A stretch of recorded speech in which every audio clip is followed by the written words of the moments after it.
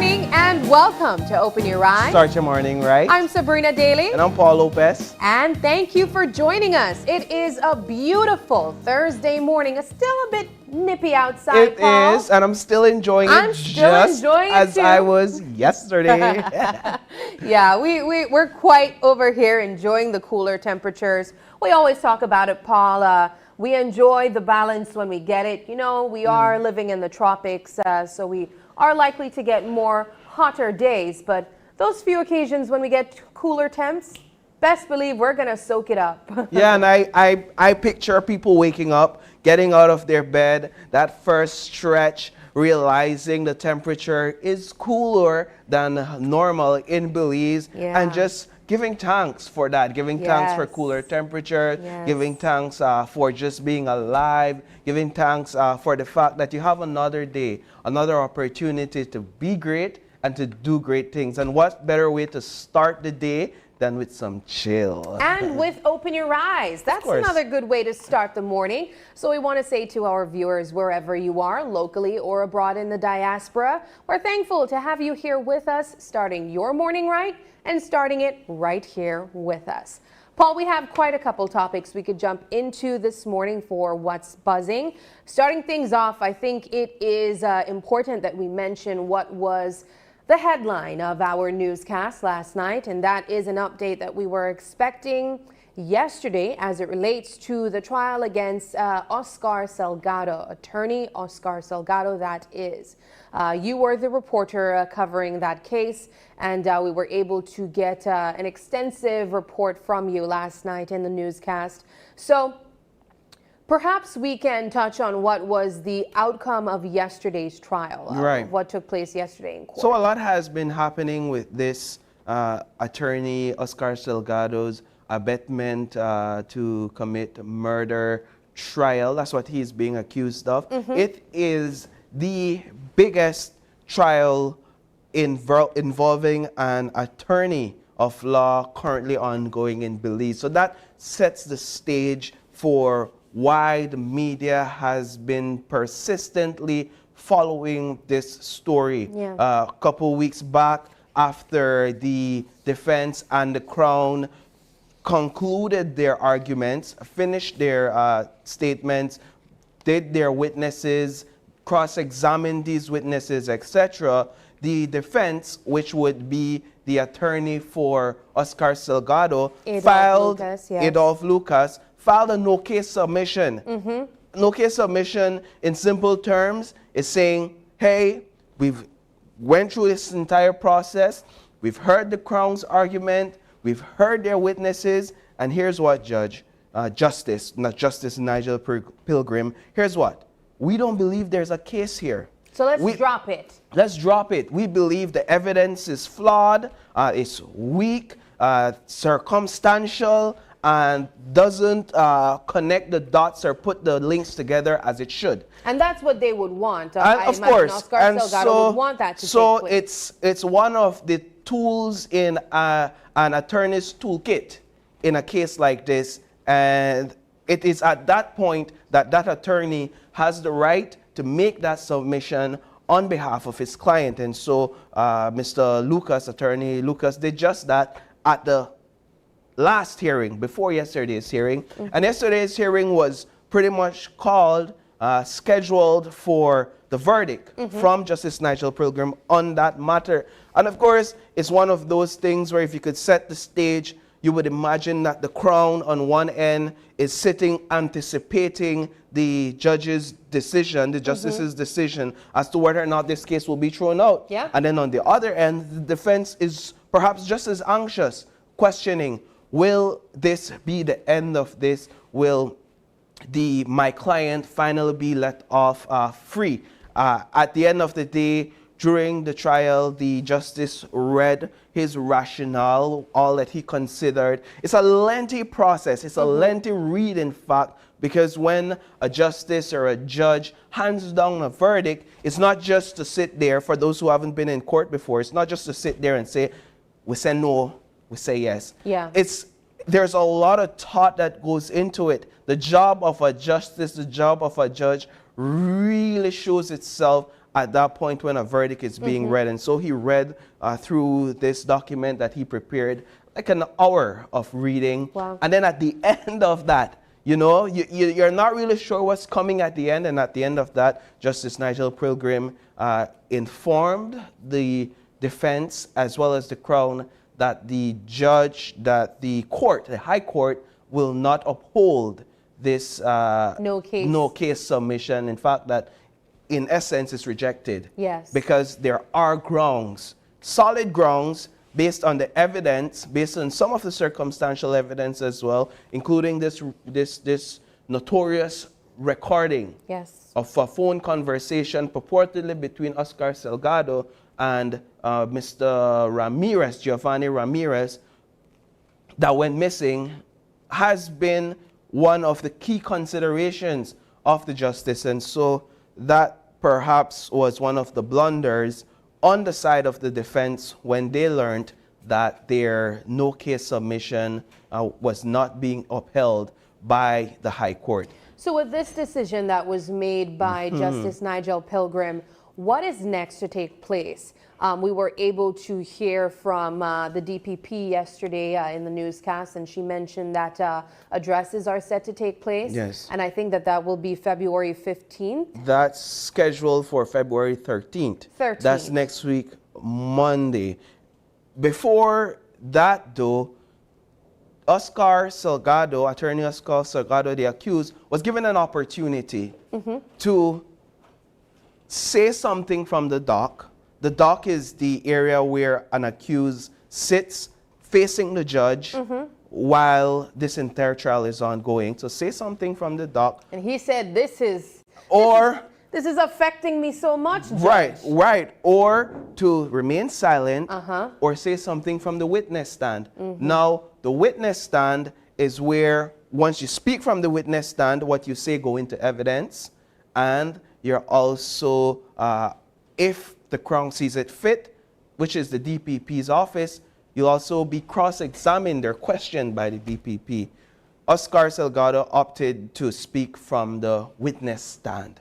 Hoping that would hoping that, I would imagine, I can't read his mind, but from all that he said from the witness stand, one would imagine he did so to speak for himself, in a manner of speaking, to sort of clear the air on what he feels are baseless accusations. Right. He referred to the charges as fabricated.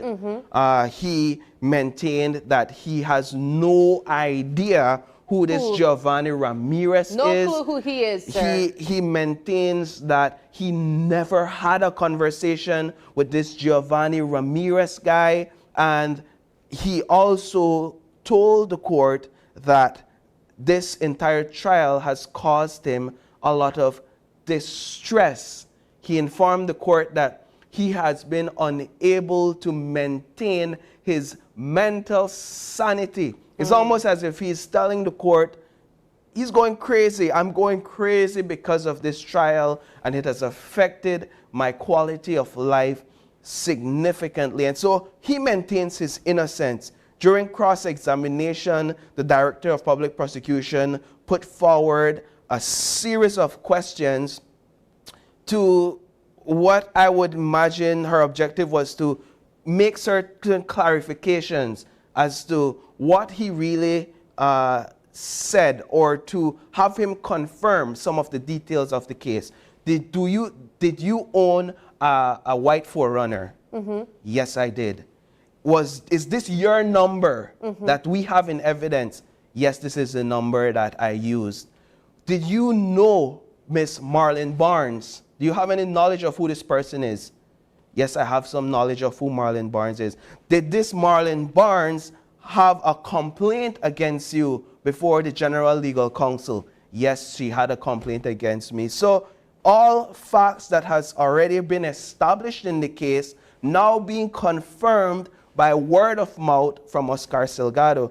And the way these trials play out is very tricky because it's very legal, and it's a game of chess versus a game of checkers. But at the end of the day, the Justice Nigel Pilgrim is equipped and capable to sift through all of this information, using the law to come to a verdict. And so at the end of all of it yesterday, at the end of the DPP's questioning, she suggested to Oscar Salgado that the distress and the mental instability is being caused by his guilt in this matter. Basically, saying a cruel term, your guilty conscience. You're stressed out because you know you're guilty. And Oscar Salgado disagreed, and that's where those questionings end. So, as you said, addresses are scheduled for next week, Monday. Thereafter, Justice Nigel Pilgrim, who has been doing an awesome job, I must say, at overseeing this case, he will set a date for the verdict. And that's what a lot of people are anticipating, and we will have that. Yes, of course. Moving into another topic to cover. Last night, we experienced a countrywide power outage, and I'll be the one to admit I did not feel it because I was asleep. But we did report on scheduled power outages in our newscast yesterday. We released, the Belize Electricity Limited released a press release yesterday sharing the details of this power outage, expressing that it would be a result of CFE in Mexico doing maintenance on the interconnection between BEL's transmission grid and CFE's substation at Shulha. The works will be done for a period of 5 days from 7 a.m. to 5 p.m. from February 5th to the 9th. And BEL is assuring the customers that there is sufficient in-country capacity from local energy sources, including hydro, biomass, fossil fuel, solar, and BEL's own gas turbine. So BEL is saying that they are working in collaboration with local and independent power productions to remain reliable and stable supply of power. But we did experience a power outage last night, Paul, which was not mentioned in this press release issued last night in our newscast. That we are still unaware of what took place. We do know that it was countrywide. It was between, I think, 11 p.m. to about 2 a.m. this morning. Luckily, we have cooler temperatures, so most of us might have slept through it. But for those who did, I believe we will be getting an update on what took place, and hopefully it does not continue. But as far as the scheduled power outage, as far as I know, we will be moving as a regular schedule, as our regular days, because they are relying on their independent power supply. We are, according to the press release, we have sufficient power in the country to supply us in the event that, well, during this period of maintenance, we do have enough power to supply us as a country. And so the power outage last night did in fact come as a surprise to many. And I know that many Belizeans are trying to connect the dots to attach the power outage last night with the announcement made by BEL. I don't think it was connected, though. I don't know. I honestly don't know. It's for them to say what really caused the power outage. I could tell you that I am grateful for the cooler weather because of that, I didn't miss the Lasco fan blowing the wind that I usually use.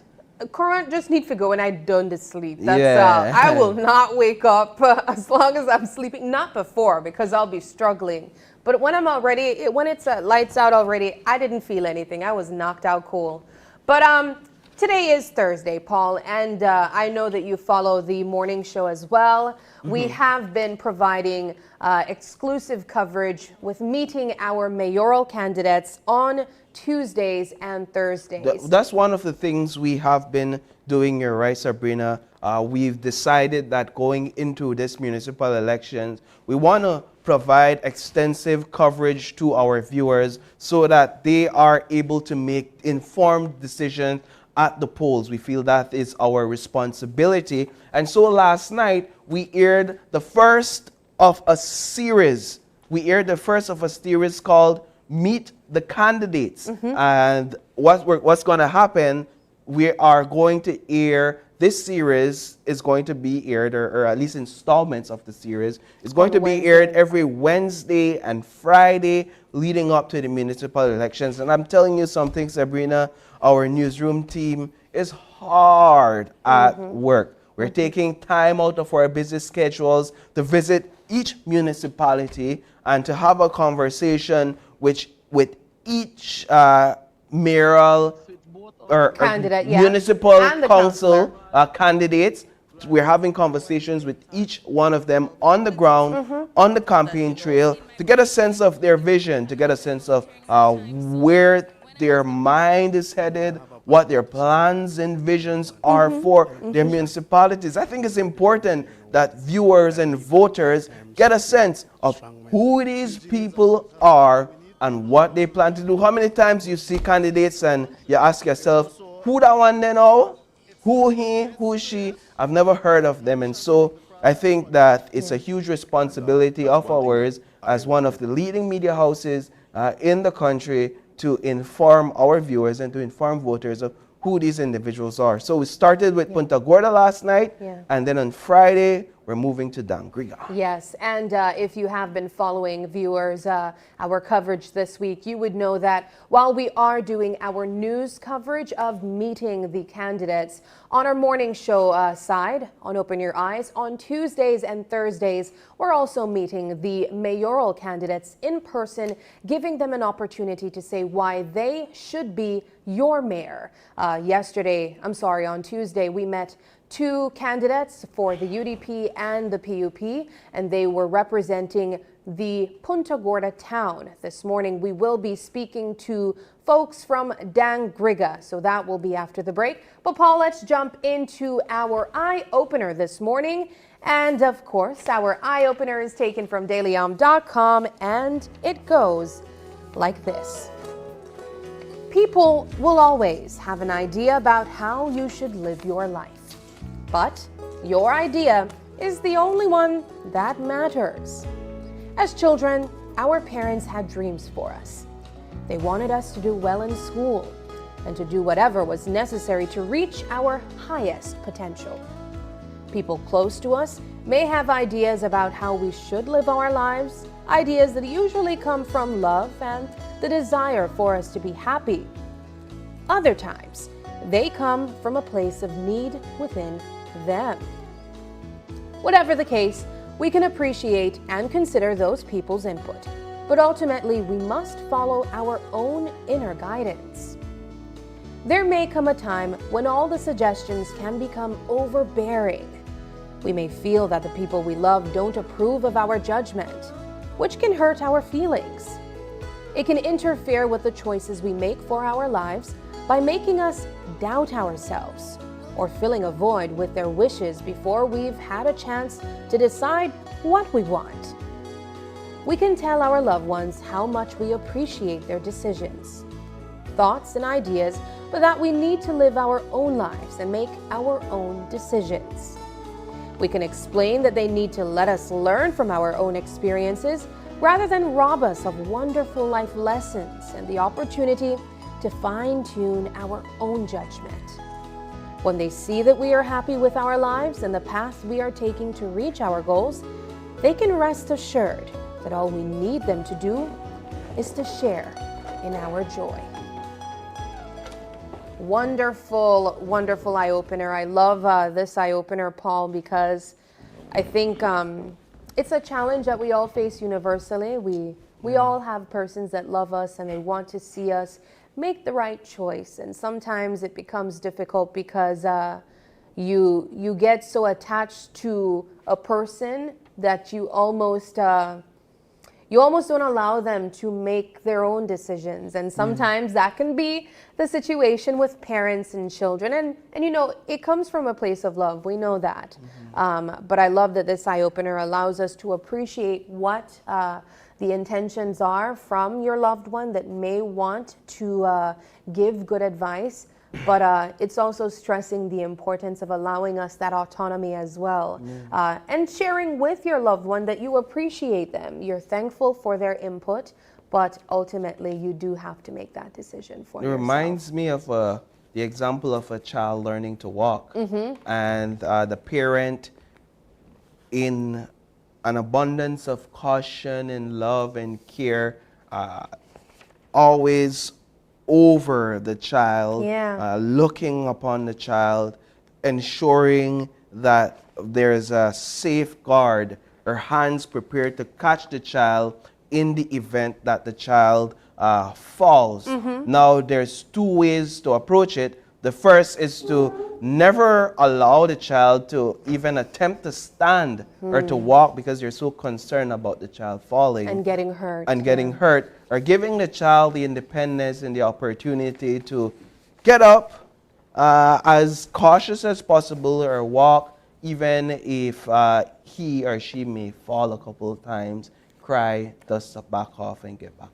Yeah, lovely eye-opener. And I always enjoy your inputs that you provide, your analogy and the pictures that you paint to give further, understanding of these eye-openers. But moving into our weather update, we have our weather from the National Meteorological Service, and with us is forecaster Tariq Matthews. Good morning, forecaster Matthews. How are you doing? Good morning, Sabrina and Paul. I'm doing good. All right, enjoying the cooler temps? Yes, of course. All right. You guys too. We are. We are. You don't even have to ask us. But tell us, will we be enjoying it a little bit longer? Not too long. Oh. Just up to Friday or tomorrow. All right. Well, let us know. What's the general situation looking like right now? Okay, for the general situation, fair and mostly dry weather conditions prevail. And for a 24-hour forecast, skies will be mostly sunny today and clear to partly cloudy tonight. Showers, if any, will be light and isolated. What are some of the temperatures we'll be experiencing today? Okay, for maximum temperatures for today, it will range from 80 degrees Fahrenheit along the coast, 85 inland, and 70 up in the hills. On our low temperatures for tonight, it will be around 74 degrees Fahrenheit along the coast, 62 inland, and 59 up in the hills.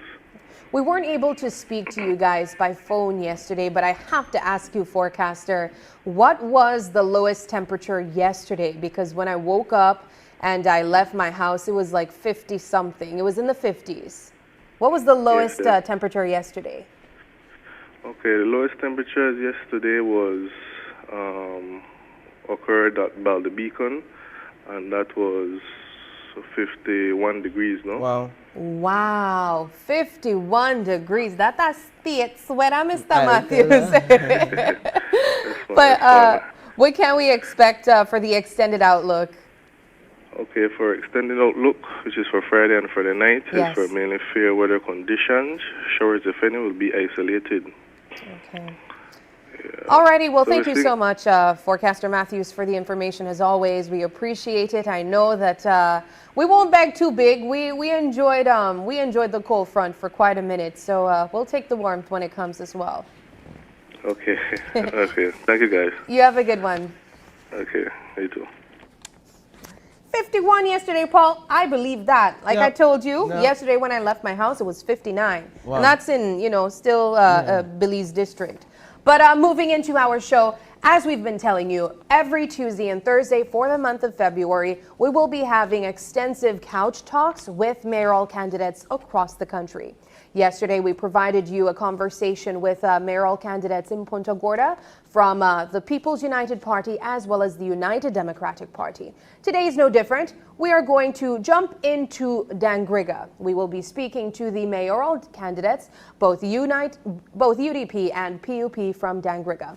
But before we do so, we also go out on the streets in Dangriga and we try to ask the people, what are their thoughts? What do they think they need? Or what do they think they're not getting from the municipal government? So we will be providing that with you. And I want to use this opportunity as well to ask our viewers that I know are tuning in from Dangriga, what exactly do you think you need from that municipal government?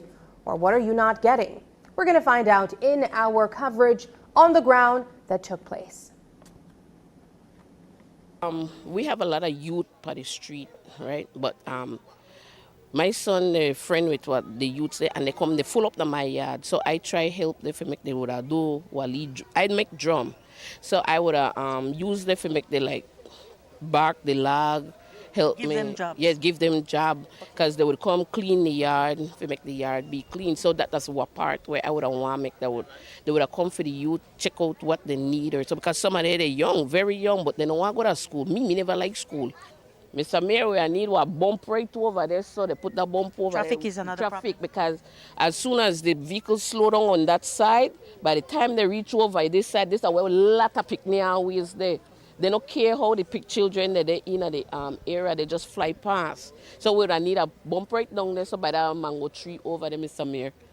The main thing that the road there, how the road there so look, because it kind of rough. And the dust and the thing there, they always they affect like when you wash and the thing there, so a lot of dust will raise up, a lot of hole. Okay. And then the next thing that made the drain, because when it rain, all the water run off of the road and we get flood out every now and again, every time it rain. Okay. 1 and 2 times they come and they fix it up, but they don't need for like be more maintained, the drain and the thing there. The garbage. Sometimes for a whole month we don't have garbage collection. And then the dog come around and even the horses now, they lift up the barrel top and they just take out the garbage, put their head in it and with the drain again, the drain. They give me can go to school or sometimes they go to school in our water. I have to make my one bridge, make the cross. And that's not right. That's not right. My neighbors, we come together and we go to the council. Nothing, just promises and promises and promises and tired of promises. All right, that was the voice of the people in Dangriga. Again, we are asking our viewers, especially from Dangriga, to let us know in the comments what you think you need from your municipal government. You can also use that opportunity to say the great things that took place as well. After the break, we will be speaking to both sides, both mayoral candidates vying for this position come March 6th. And then in our third conversation, after having those two wonderful conversations, it's going to be all about SCA's Valentine Fair. It's one of the big events that people in Belize City, residents look forward to. And that's coming up pretty soon. And so we're going to be talking all about the SCA Valentine Fair in our third conversation. All right, but we got to take that first break for the morning. And when we come back, we are getting to know Robert Mariano, mayoral candidate for the People's United Party. Be right back. We have more with Open Your Eyes.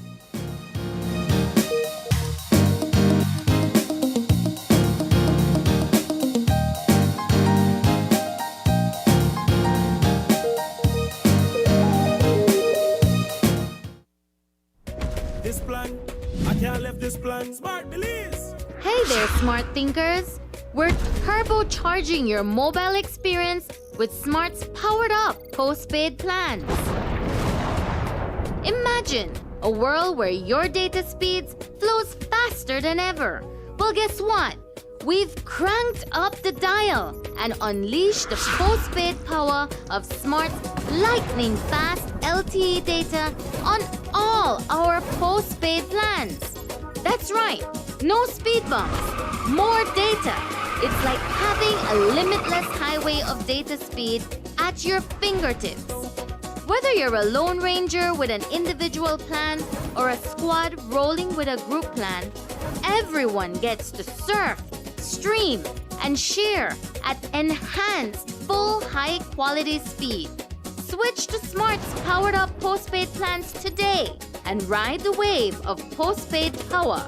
Visit any Smart showroom or smart-bz.com for details and make your mobile experience smarter and faster. Smart, bringing people together. I know I can't leave this plan. I can't leave this plan.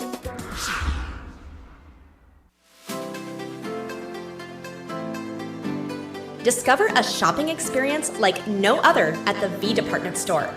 They carry a vast array of products at unbeatable prices.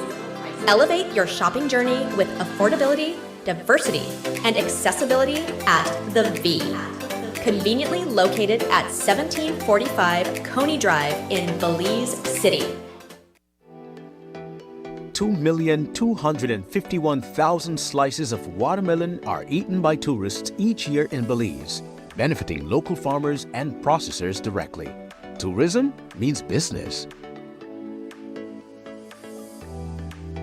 Your life just got a lot less complicated with Belize Bank Contactless MasterCard Debit Card. Introducing our Standard Debit and MasterCard Platinum Debit Cards. Now you can make purchases anywhere MasterCard is accepted with one tap, pay and go. Your contactless card never has to leave your hands, especially in these times. And your card is embedded with multiple layers of security. Platinum card holders get to enjoy extra benefits like price protection, purchase protection, trip inconvenience, and luggage protection, just to name a few. Start enjoying a cashless lifestyle today with the Belize Bank. Are you looking for low-cost television advertising? Have we got a deal for you? Advertise on Channel 5's Daily Classifieds. Channel 5's Daily Classifieds is one of the most effective methods for introducing yourself and your business to the community. Use our Daily Classifieds to recruit employees, promote specials, promote your products or services, promote a business opportunity, increase traffic to your website, and advertise items you have for sale. Let us help you to save valuable time and money. Call us today at 280-0013 or visit us at our offices on Coney Drive to discuss how we can help your business grow affordably. Channel 5's Daily Classifieds. Advertise today.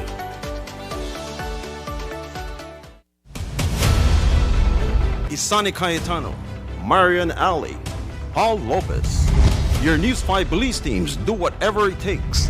Go wherever they need to go, so you can catch the story wherever you are, whenever you want, on whatever device. Channel 5 Belize on television, Facebook, Instagram, and YouTube. Because news is now everywhere, all the time. And so are we.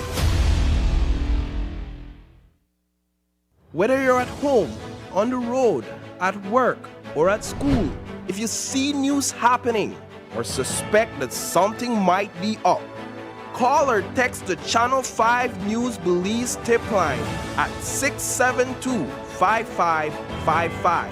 You don't have to give us your name, just give us the tip. That's 672-5555. Call or text us so we can check it out. When someone you love becomes a memory, the memory becomes a treasure. Channel 5 introduces the Daily Obituaries.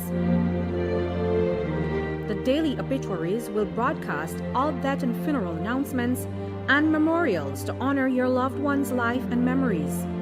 The Daily Obituaries airs on Channel 5 prior to the evening newscast, with subsequent repeats at 10 p.m. and 12 noon the following day.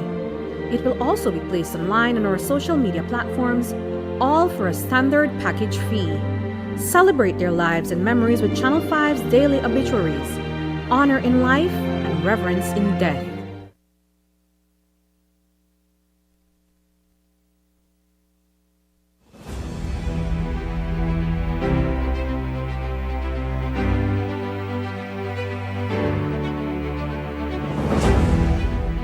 Welcome back. We are having our first conversation for the morning, and as promised, this Thursday we are meeting mayoral candidates from Dangriga. We have here with us on set Robert Mariano, and he is the mayoral candidate for the People's United Party. Good morning, Mr. Mariano. How are you doing?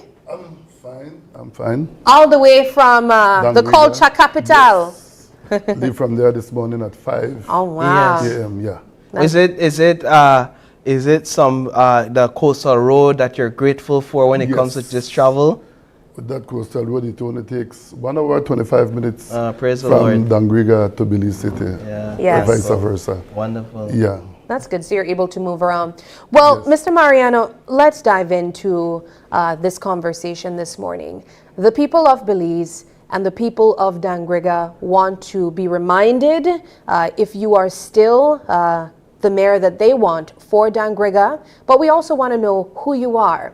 So before we even get into the its and bits of this actual campaign, allow us to get an introduction of who you are. We knew you as a career police officer, but then you made a transition into politics. Let's talk about why you decided to do that. Well, after I retired in 2020, as you know, I used to do community service in Dangriga and other part of the country. That includes Belize City and Dangriga, where I was teaching sewing to single mothers.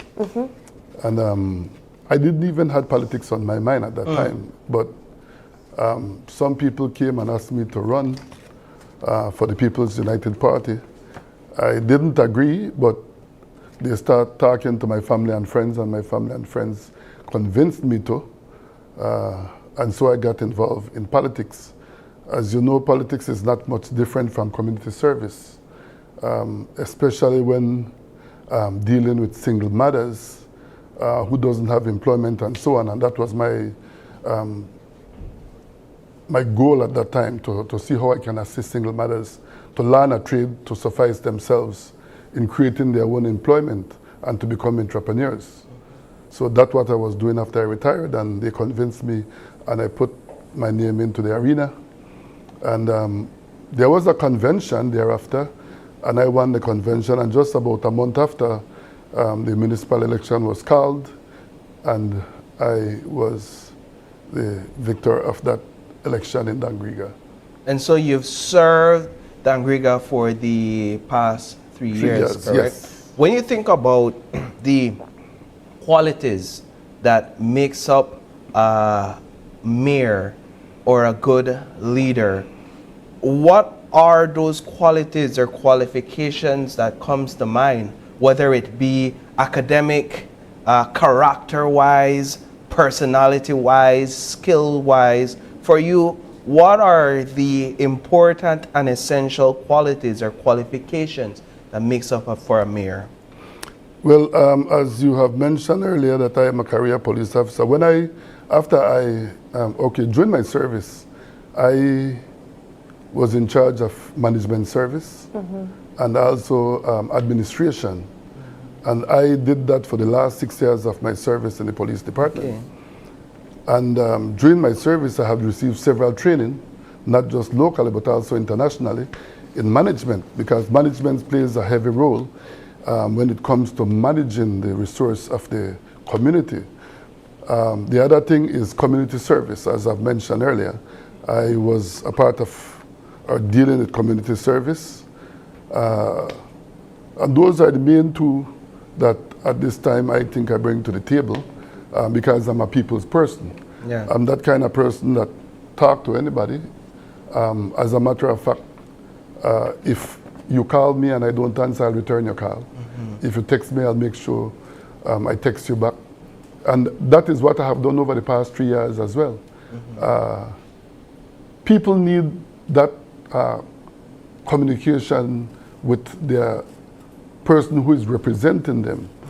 And that is why it's important for me as their leader to communicate and to maintain that communication with the people that I serve.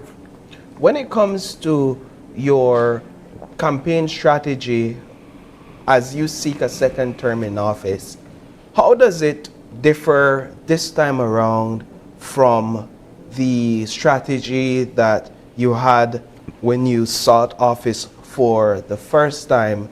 And if anything changed about your strategy over the years, the last go around, this go around, why did you see it fit to make certain changes, if anything has changed? Yes, it's necessary to create the change because, as you know, that 3 years is very short. And there's a lot of things that I would want to achieve during that 3 years that we were unable to achieve. Because whilst in office, there's a lot of things that we have learned. You know, politics is different from the outside than when you are inside, right? Because there's a lot of time politicians would come and say, I'm going to do this and I'm going to do that and I'm going to do the other. But then they haven't done their homework to know exactly how will you make those achievements. And so for this time around, I've learned a lot over the past 3 years. And I could tell you that through that 3 years, I have built relationship with government, the Prime Minister especially, and other non-governmental agencies, because that coordination, the collaboration, cooperation, and so on with those agencies is important to make the achievement. There's a lot of things that we still yet need to achieve. Because at a short time, we are unable to make that achievement. But now that we are from the inside, we will be able to make a lot of difference for this second term. As a matter of fact, for your information, there's a lot of programs that the government have pre-approved for us already. It is just that I'm not sure if I bring some of the documents to show, but we have received several pre-approved What are some projects. of those programs? Okay, like for example, we will be doing a welcome park in Dangriga. Okay. What happened, we want to make Dangriga a tourist destination. It is just sad to know that tourists come and go past Dangriga and go to other destinations behind and doesn't stop. But to have this welcome park is what will attract tourism. And that have been approved already by the Ministry of Tourism. That is one of the pre-approved programs. That will be the hub where people will be able to come and see cultures. They'll be able to buy craft, artifacts and so on from Dangriga. But at this time, because we always talk about making Dangriga a tourist destination, but at this time there's nothing for people to come and actually see or to be a part of. And that is why it's important that as soon as we get into office, we work on that welcome park to make Dangriga immediately a tourist destination. The other that we have is the reclamation of beach. That have been approved already by 5Cs. Through the Ministry of Tourism again, the Dangriga Pier is pre-approved. Is it the port we're talking about? We have two ports. We have one inside Dangriga itself and one at Jetty, which is 2 miles out of Dangriga. Okay. But we are at this time I'm talking about the one inside Dangriga itself. That is in bad shape for years. But now government have approved that they will be building a new pier. And that was just last week we had some consultation with the people of Dangriga because the pier is there, so we had us to consult them. Do you want us to repair this pier or do you want us to build a new pier? Right? Because consultation with the people is important. And that is one of the style of this council that we have, that we do consultation with the people. You spoke of some of the things that you set out to do that were not able to be accomplished in 3 years because it's not enough time. Yes. With that, I want to ask you, were there challenges that caused that to be the case? And if so, what would you consider the greatest challenge to have been in your term and why?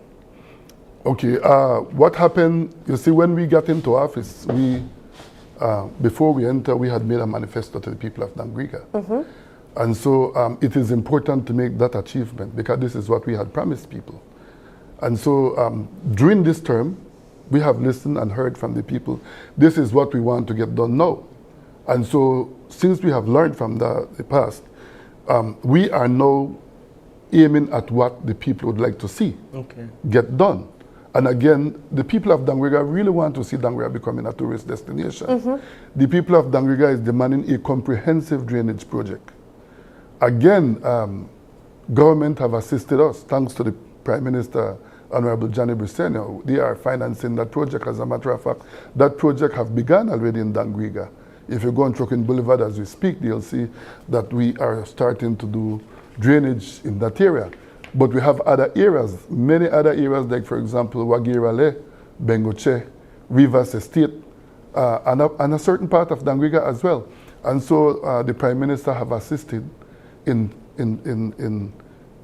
ensuring that we get those projects because I will tell you that at this time that if you apply for a proposal would take 3-4 years, as you know. Proposal and no overnight. Not right away. Right? And some people come and talk about proposal, but if the people of any community will wait for proposal, then for that term, nothing will get done. But like I mentioned in this term, my government is backing me up, and they have pre-approved all these projects already. We talk about Jetty, for example. Jetty Pier is, we have some private agent, a private company who have applied already, and they are locals from Belize who I was informed will be opening jetty, but just that it will be used for the purpose of bringing small cruise ship into Dangriga. And so those cruise ship bringing in 300-400 people at a time will assist in boosting tourism in Dangriga, and making Dangriga a tourist destination will also assist in creating employment, right? A lot of entrepreneurs will start doing business, because our plan for the Welcome Park is similar to that of BTL Park, because we have asked for the plan and we have received the plan already, except that we'll be having more booths to attract more people, you know, so we can get our people involved in entrepreneurship and tourism. I want to take the conversation really quickly to some of the concerns and general feedback that was put out by the people of Dangriga. We also posed the question to our viewers that we know are tuning in and hoping to hear from their mayoral candidates in Dangriga. One of the main concerns from them, if you would have been listening, is an issue of garbage. We also saw in the comment section online for our viewers where there was a mention of if we are trying to bring tourism to Dangriga, we need to ensure that our roads, our infrastructure is fixed. And there was a specific mention of a roundabout as you enter Dangriga. What is your response to the concerns of the people in Dangriga? Okay, in relation to the roundabout, as a matter of fact, that have been repaired already, number one. But that road was paved just about 2 years ago. And what I will tell you though is that if you go to Dangriga right now, Dangriga have more paved street than any other time. As a matter of fact, the past administration have only paved 2 or 3 streets in Dangriga. But they will talk about what is not done, but they will not tell you anything about what was done. Just over these 3 years, I will tell you that Dangriga had seen at least 18 new paved streets. 18. As we speak, the company who have done the last 9 streets is doing the second quote on the street. As we speak, right? But no council could fix all the street in one term. If you listen to what I said earlier, that time is too short, right? And I don't want to sit here and look as if though we are perfect in everything. In every administration, there will always be room for improvement, right? But the thing is, we listen and we do what we can, as much as we can, to fix what needs to be fixed. Now, when it comes to garbage, we had 2 trucks that we took over. And for instance, the trucks, they start giving trouble, right? So we start employing other private truck from Dangriga. But I could tell you that come in the next 3 or 4 months, we will be buying 2 new trucks for Dangriga. As a matter of fact, we have also applied for expansion of Dangriga. And because of the expansion, we'll be required to give extra service. Because the location where Dangriga is like that for almost 20 years. And the people of Dangriga are complaining. As a matter of fact, when you talk about jetty pier, a lot of people don't know that jetty is not part of Dangriga as yet. Dangriga stopped 2 miles out north of jetty, right? And when you come to the western part of Dangriga through the highway, you will notice that right by the Gulisi Primary School, right there where Dangriga ends. And so we are in the process of working in getting 2 new brand dirt truck. To further put things into perspective in terms of the works that have been done and those that are yet outstanding, combined with the limited time that a council has to accomplish certain tasks set out in their manifesto, one of the recurring themes we've heard across municipalities across the country has been finance. And financing, when it comes to financing municipality projects and operations, what was your experience when it comes to finances when you took office as the mayor in Dangriga? And how, if any at all, will your strategy change or improve, your financial strategy that is, change or improve if you are elected? Yes. Re-elected, sorry. Yes, it will be improved. We need to do some improvement when it comes to the financing. We are putting certain strategy in place to ensure that we make more money. But I could tell you that when we got into office, from the second month into office, we start paving road in Dangriga. Right? The projects that are or that have started last year in relation to pavement is financed by government. But I could tell you that our council had paved 9th Street all by ourselves in Dangriga, the council itself. With the finances you had available? The finance that we generated. Right? Yeah. So we were able to pave 9th Street by ourselves. And that is separate from other projects that we have completed in Dangriga. As a matter of fact, you have never heard at any time that our council was unable to pay workers or cannot pay fuel, right? We have always able to manage our finances. What do you attribute that to? Well, good leadership style. As a matter of fact, experience. I have proven leadership. Like I mentioned, I was in charge of management service, so I know how to deal with finances because in management service in the police department, I was in charge of all the finances that the police department had. I had also to deal with all the different projects. So it is something that I have in experience. And also I have 6 good councillors with me that works along with me. We have the area representative that works along with me. I have the prime minister that works along with me. And at no time do we have these problems because we always apply the seeds amongst ourselves. We coordinate. Every month we have monthly meeting. Every month. There's not one month we ever miss during my 3 years of tenure. There's every month we do release. As a matter of fact, if you go on my Facebook page, if you go on the council Facebook page, and other media, you will see that we release finances. Yes. Everything. And that's a great point. I love that you brought that up because now we can discuss accountability and transparency. What I considered quite interesting about your term and your leadership, Mr. Mariano, was that you were as transparent. You were more transparent than I had observed other mayors in the past. Let's talk about how you ensure that there is transparency and accountability within the council. Yes, thank you. Again, transparency and accountability is very important. There need to be that communication and coordination with the council and the public because we are servants of the people.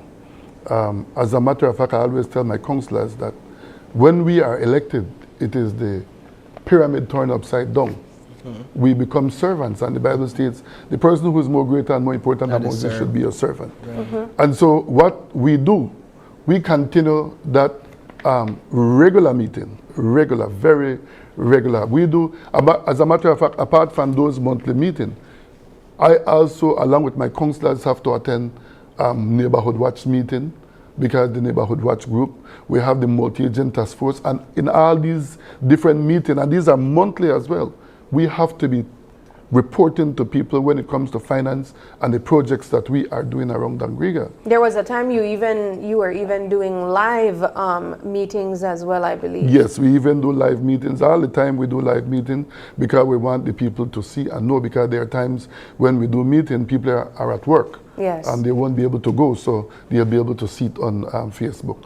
But we do all these things frequent and as often as possible. And what has been the feedback from your community when it comes to this level of accountability and transparency that you seek to put out there?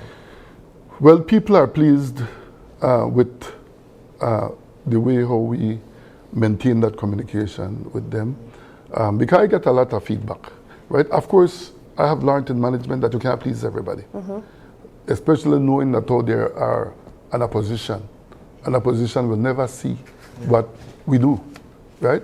Because again, they will talk about what we don't do, but they will not talk about what we do. And when you measure what we do comparison to what is not done, it is far more overwhelming, right? Now, we've heard a lot about you, Mayor. I don't want to neglect not giving you an opportunity to also speak briefly about your councillor candidates that are also running alongside you. What makes your team in its entirety the best team or the better team to run the Dangriga municipality? And I'll also use this opportunity to tell you that this is the final 5 minutes of the time that we have, so you can use this opportunity to speak to the people of Dangriga. This is your camera. Thanks. Thank you very much. And again, thanks for the opportunity. I want the people of Dangriga to know that over the past 3 years, we have done our best. And as they can see, as you can see for yourselves, that we have done a lot of work. As a matter of fact, the people of Dangriga had referred to my council as the best council they have ever seen over the past years. My councillors, I have 6, of course, 2 who are businessmen, and I have 2 who teaches at high school and 2 who teaches at primary school. We have listened to the people of Dangriga, and we have now made a manifesto for the people of Dangriga based on what the people of Dangriga are crying out for. I want the people of Dangriga to understand that our proposal that we have on our manifesto is pre-approved. It's nothing that we have to be working hard to get or apply for any kind of proposal, because proposal will take years. Most councils have seen that proposal is approved 3 or 4 years after they have applied. I have the full support and full backing of central government. I have the full backing of the Prime Minister. I have the full backing of the Minister of Tourism, the Minister of Public Works, and other ministers who have been on my side. And so as a result, I'm asking the people of Dangriga to give us a second term to complete the unfinished work that we were not able to complete during this term. Running for a second term, Mayor Robert Mariano, current mayor of the Dangriga municipality, Dangriga city, and vying for a second term along with his team of 6 councillor candidates and yourself, yes, next 7. All the best to you, Mayor. Thank you so much for agreeing to join us here on the set and open your eyes. Thank you as well, my brother and my sister. Thank you. God bless you both. No problem. Yeah. Alrighty, the conversation continues with getting to know our mayors. After the break, when we come back, we are meeting Hubert Lucas, mayoral candidate for the United Democratic Party. Stay with us. We want to hear from you in Dangriga as well. The conversation continues when we come back.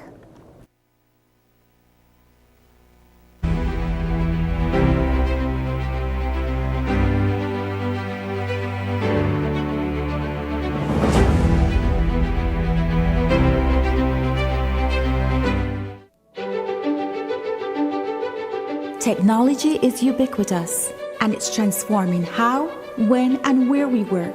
Fulltech Systems is placing award-winning devices in the hands of information workers, allowing them to work without compromise in a world without wires, to innovate, create, and to maximize productivity anytime, anywhere, satisfying the needs of the desk-centric remote and field worker and every other worker in between. We are providing the industry's best devices to businesses going through the process of digital transformation. Partner with us today to provide the solutions that will allow your employees to work effectively and efficiently to enhance your customers' experience.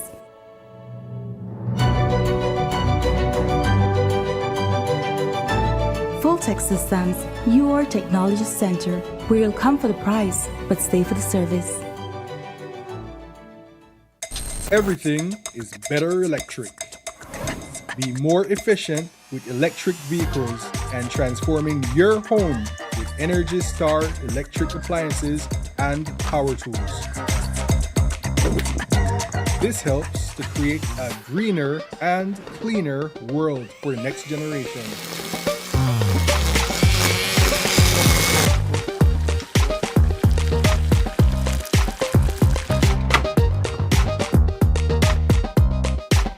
Energize your world with BL.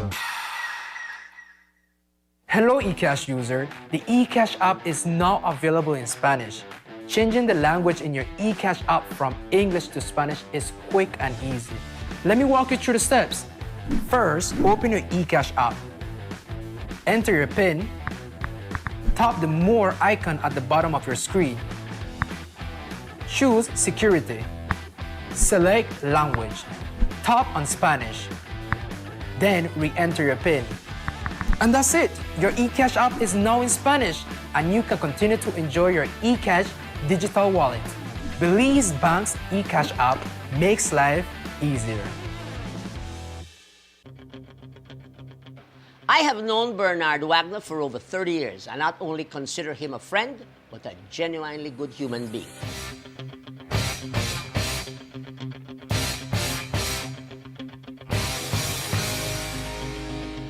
We go way back to the early 1990s during the heyday of semi-pro basketball.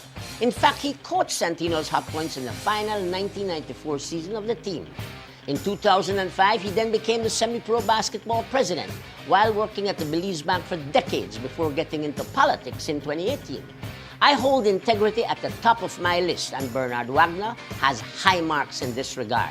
In fact, in my humble opinion, Mayor Wagner has been the best mayor Belize City has ever had, especially how he carried us through COVID when collections were at their lowest.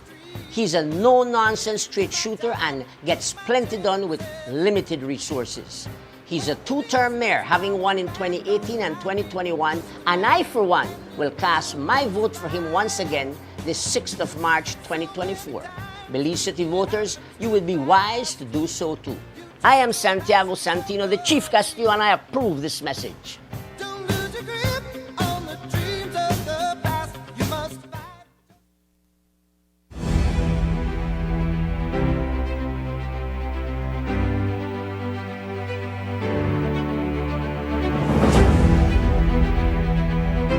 Welcome back. We are having our second conversation for the morning, and as mentioned, this is our special coverage of meeting the candidates. This morning we are meeting the mayoral candidates in Dangriga, and we have here with us Representative, mayoral candidate for the United Democratic Party, Hubert Alex Lucas. All the way from Dangriga, also from the coastal road you traveled this morning as well, right. yes? Yeah. That's right. Beautiful coastal road. Beautiful. It was very nice. Good morning. My name is Hubert Alex Lucas. I was born in beautiful Dangriga. I was schooled at Holy Ghost Primary and Ecumenical. I migrated to the United States in the mid-'80s. Wow. And finished high school in the United States and as well as university. I enlisted in the Marine Corps. I was an intel officer. After my tenure in the Marine Corps, I worked at Bank of America in home loans. And after that, I went to an intensive in-home agency that provides services for special need youths. Oh. After migrating back home, after coming back home to beautiful Dangriga, I worked at the Election and Boundaries as a registration officer. And I served as the ROTC coordinator at the Ministry of National Security in Belmopan. Okay. And how long did you serve in that position, that ROTC officer?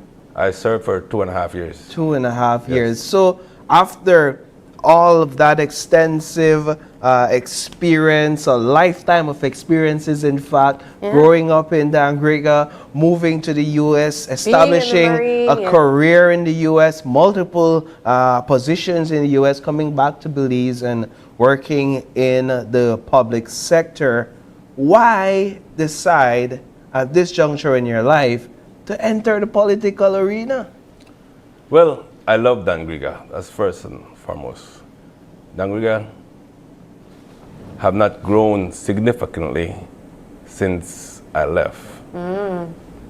We have problems with the streets, problem with drainage. The youths don't have a lot of places to play. A lot of playgrounds are missing. I was in an area yesterday in the monument area, and the complaint was that they don't have a park or playground for the kids to play.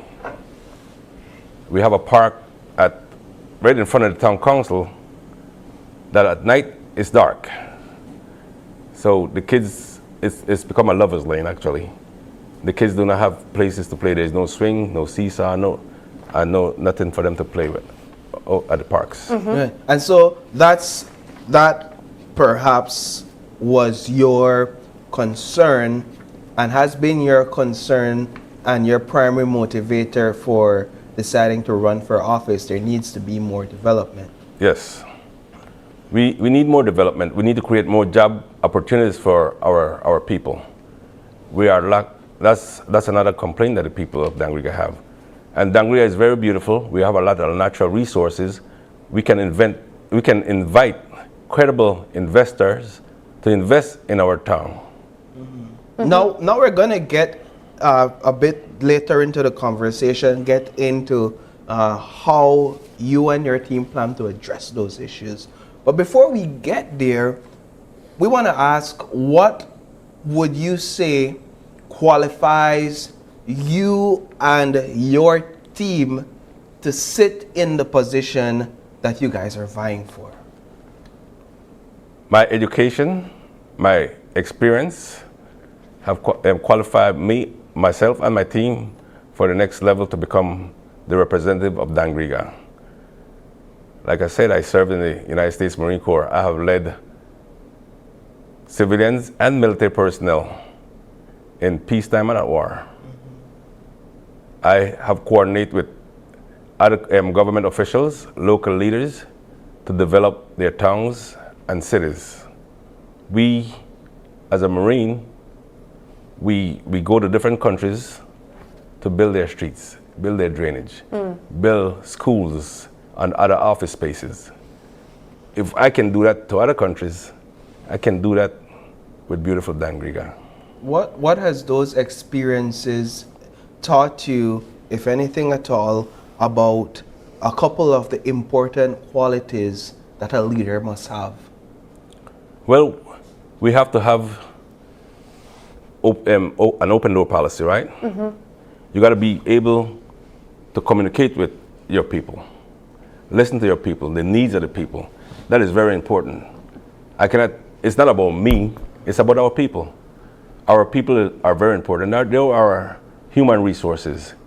So if we use our human resources, our natural resources, our people will get what they need. Yeah. All right. Mr. Lucas, I want to hone in a bit on your campaign as well as your team and what exactly is driving your campaign. Is there a platform that you are using as your campaign? Is there a specific message that you're trying to put out during these campaigns? Yes, ma'am. Our campaign, our platform is going door to door, meeting and greeting our people, for them to meet us and for us to meet them. Why did you decide to go that route? That's the best route to go. I believe that's the best route to go because they get to see you and you get to see them. They get to ask you questions, personal questions, and to look in your face and look in your eyes and see what your response, see and hear what your responses are. Yeah. Right? You build a relationship with the people when you go door to door. I'm out every night, every day, every night, greeting and talking to my people to see what their needs are.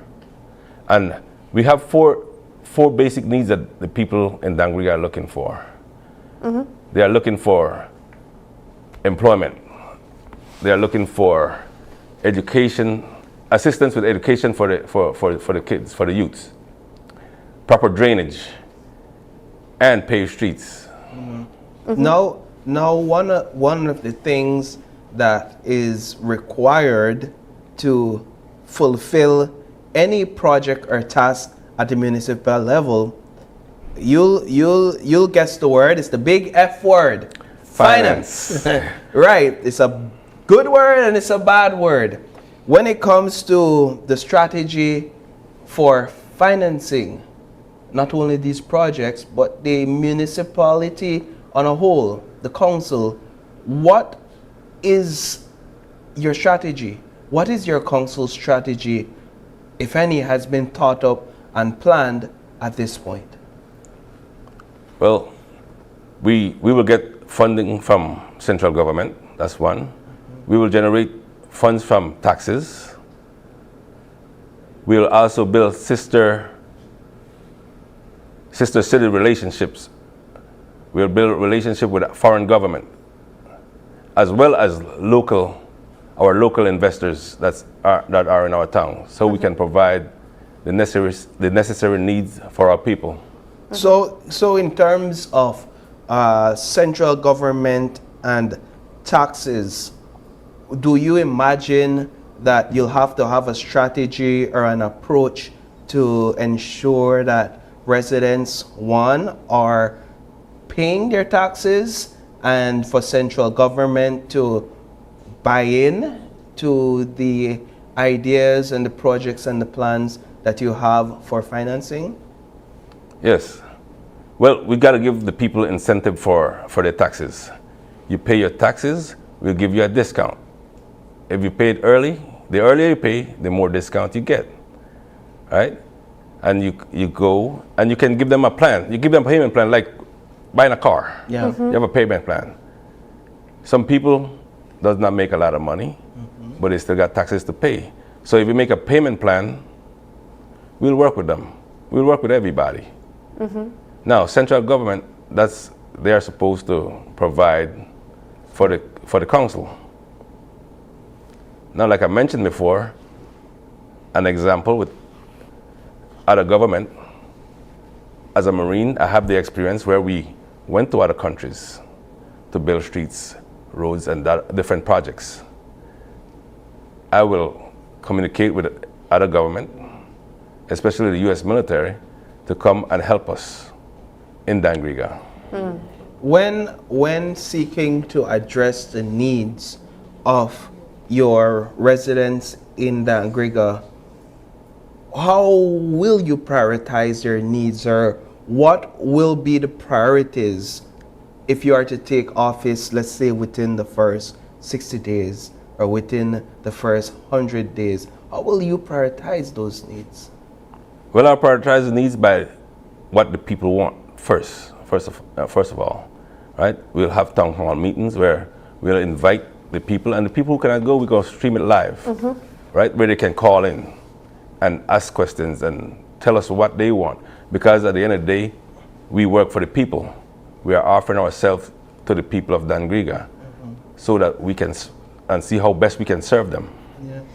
Let's go back really quickly on some of the concerns that were raised by the residents of Dangriga.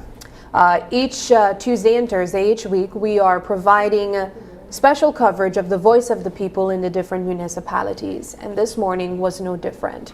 We were able to provide coverage of interviews done by persons in the community of Dangriga, speaking about what their concerns are, what they think is working, and what is definitely not working and needs to be fixed. One of those that were mentioned was a garbage issue, and we also heard a bit about streets. Now, you are saying that you have experience outside of Belize where you are able to get funding and capitalize on the relationships that you were able to create when you were migrated outside of Belize. I want you to speak to the people of Dangriga and share with them how you intend to address these issues and why you are the best fit to do that.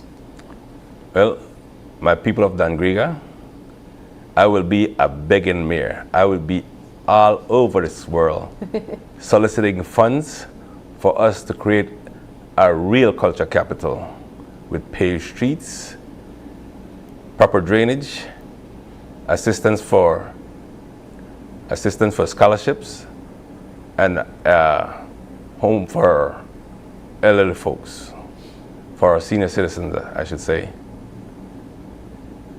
We will solicit funds from organizations and different government from different countries. Do you, how daunting of a task is it to, when you hear the cries and the concerns of the people, for example, with the drainage situation and with the situation of the paving of streets, and even the situation where the park is concerned, how daunting of a task does it come off to you, and how practical of an approach do you believe your council can have in establishing, constructing, building these infrastructures?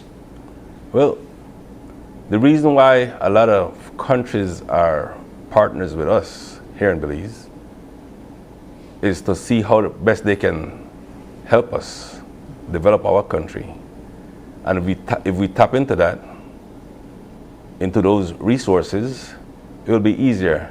My team and I are willing and able to present a proposal to these different countries, these different embassies.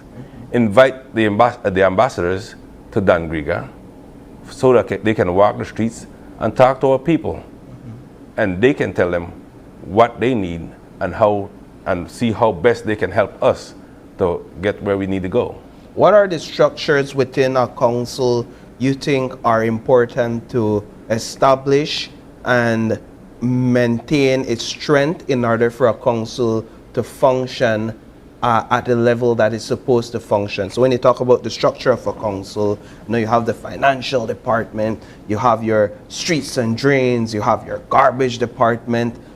What are the foundations that a council should have strengthened to ensure that these tasks are carried out? Accountability and transparency. Let's get there. All right? Let's touch on that. If you have transparency and accountability, it's easier for someone to help you.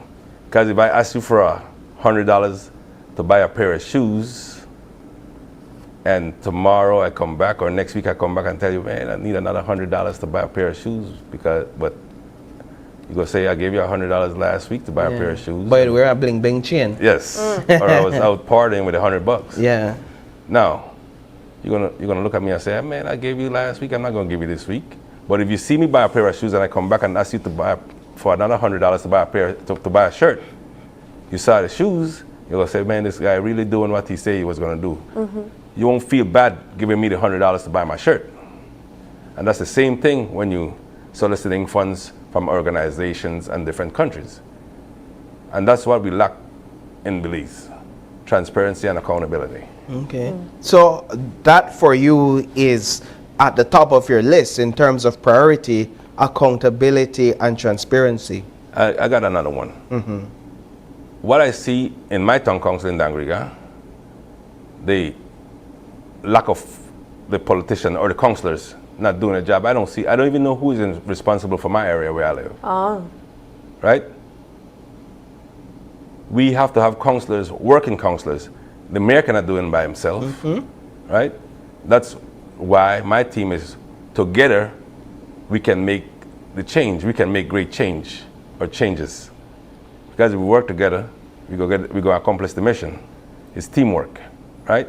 So my councillors will be assigned to different area in Dangriga, and they go report to me and to the people. They cannot be collecting a check and not working. What do you think that will do? How do you think that will help grow and develop Dangriga? Because the people go and see their councillors, they go tell them what they need. The councillor go come back and report to me, or say, let me know what the people they need, what the people and the concerns of they have. I'll go out and assess the situation and fix that issue. Right. Now, as we wrap up the conversation, as we get closer to the end of this very insightful a conversation. I'd like to give you an opportunity to speak directly to Dangriga residents, to share why is it that they should put an X beside your name and that of your councillors come March 6th. March 6th, I'm asking the people of Dangriga to vote for UDP 7. Reason why?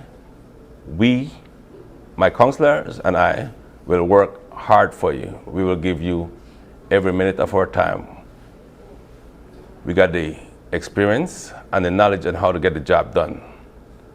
We want to make Dangriga the culture capital it ought to be, with paved streets, proper drainage, education opportunities, scholarships, mentorships, and take care of the senior citizens. We also want to invite investors to come and invest in our beautiful Dangriga. We have a lot of natural resources. We have a lot of smart people in Dangriga, but we need opportunities. And if you give us the opportunity to serve you, we will accomplish the mission and get the job done. All right. Mr. Lucas, thank you so much for stopping by with us this morning, sharing with our viewers and the people of Dangriga a bit more about yourself and why you are the man for the job come March 6th. Thank you so much and good luck. Thank you very much. Appreciate it. It's been a pleasure. Pleasure was all mine. Alrighty, we are going to take another quick break, and when we come back, the conversation switches into a bit of celebration. We have the folks from the St. Catherine's Academy to talk to us about their Valentine's Day fair. Stay with us.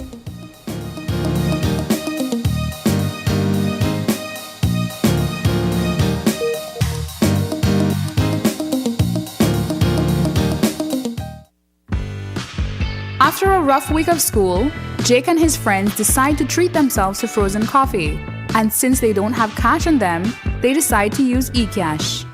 With eCash's geolocation feature, Jake can easily find the nearest coffee spot. With eCash's built-in option to split bills, Jake can pay the bill and his friends can reimburse their portion of the bill. Jake scans the merchant's code and confirms payment. Jake then views his transaction history and taps on the transaction recently made, then taps the split the bill button where he selects the evenly option to evenly split the bill. The application splits the bill automatically. His friends receive and accept the request. Geolocation and splitting the bill via eCash makes Jake enjoy his digital lifestyle.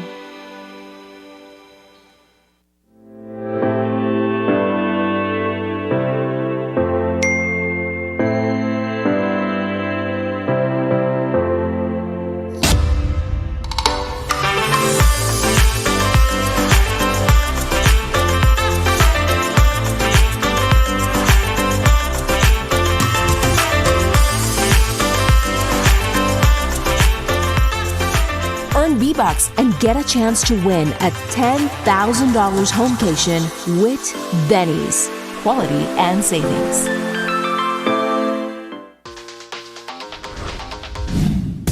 I'm connected. Yo. I'm connected. We're connected. Create the perfect broadband bundle that fits your style with Smart Connect. With the Junior Bundle, get 50% off your national calls and up to 6 gigabytes of data at no extra cost.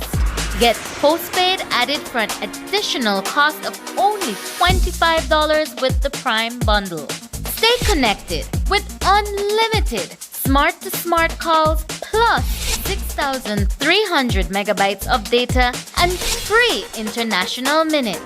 For the family, pay $28.13 more and get the Binge Watchers bundle with Netflix. This bundle gives you 4 profiles with unlimited streaming on multiple devices. Visit a showroom near you to sign up and personalize your own bundle combination with Smart Connect. Smart, bringing people together. is Sonny Cayetano, Mariano Alley, Paul Lopez. Your News 5 police teams do whatever it takes, go wherever they need to go, so you can catch the story wherever you are, whenever you want, on whatever device. Channel 5 believes on television, Facebook, Instagram, and YouTube, because news is now everywhere, all the time, and so are we. Whether you're at home, on the road, at work, or at school, if you see news happening or suspect that something might be up, call or text the Channel 5 News Belize tip line at 672-5555. You don't have to give us your name, just give us the tip. That's 672-5555. Call or text us so we can check it out. When someone you love becomes a memory, the memory becomes a treasure. Channel 5 introduces the Daily Obituaries. The Daily Obituaries will broadcast all death and funeral announcements and memorials to honor your loved one's life and memories. The Daily Obituaries airs on Channel 5 prior to the evening newscast, with subsequent repeats at 10 p.m. and 12 noon the following day. It will also be placed online on our social media platforms, all for a standard package fee. Celebrate their lives and memories with Channel 5's Daily Obituaries. Honor in life and reverence in death. Are you looking for low-cost television advertising? Have we got a deal for you? Advertise on Channel 5's Daily Classifieds. Channel 5's Daily Classifieds is one of the most effective methods for introducing yourself and your business to the community. Use our Daily Classifieds to recruit employees, promote specials, promote your products or services, promote a business opportunity, increase traffic to your website, and advertise items you have for sale. Let us help you to save valuable time and money. Call us today at 280-0013 or visit us at our offices on Coney Drive to discuss how we can help your business grow affordably. Channel 5's Daily Classifieds. Advertise today.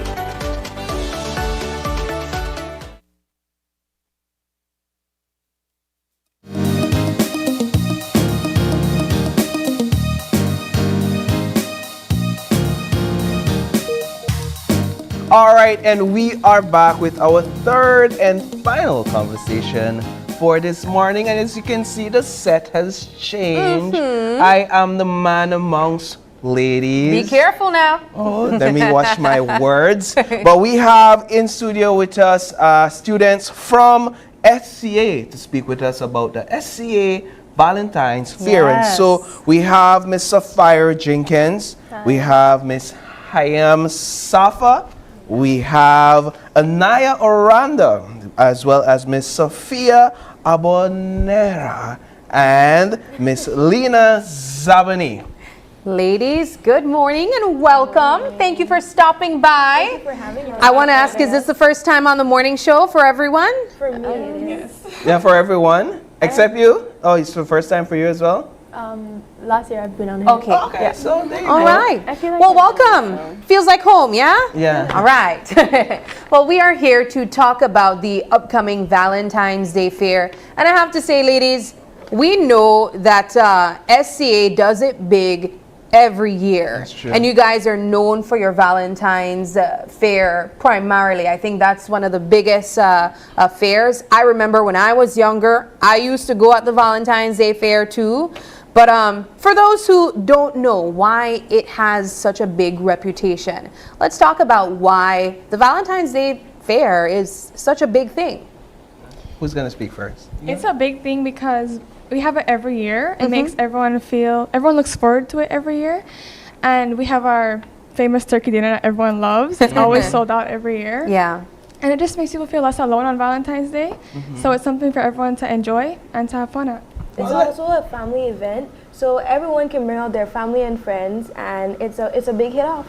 Yeah. Let's talk a bit about the planning for this year. Who planned, first of all? What were those meetings like? And what are some of the ideas coming out of all that planning that those who visit the fair can expect? So So like we said, the SCA Valentines Fair is one of our biggest events, and so everyone pitches in. It starts with our teachers in their planning, in their meeting, and then all of the classes are assigned to a stall, and every single student takes part in the planning for the fair. Okay, so in terms of the student assignments being assigned to a stall, what kinds of stalls are there, and what type of planning does the students and the classes have to do to ensure that their stalls are run at an optimal level? Let's get you, Lena. Well, each class runs their own stall. For example, my class, we're doing cakes and pastries. Okay. Support. Yeah.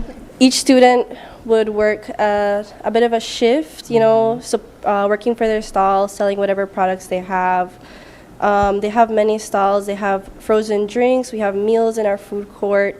It takes a lot of planning, you know, set up the stall, work the night, either shift for the night. So. Yeah, I think it's important to mention that, Sabrina, because it shows that there is a level of inclusiveness, yes, a level of involvement from the students, and it's not just teachers and executives planning and then telling you guys, all right, take this and do this, but you're actually a part of the planning process and a part of making this a reality. Is that how it feels?